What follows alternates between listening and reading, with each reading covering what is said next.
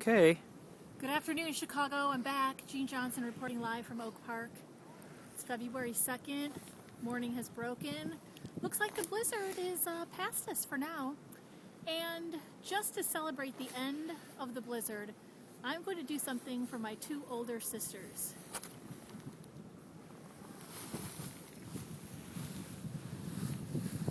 This goes out to all the people in Egypt fighting for their freedom so that they can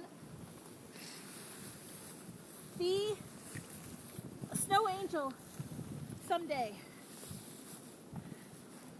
Got a new cameraman. Let's hope he's got this shot tight and right here.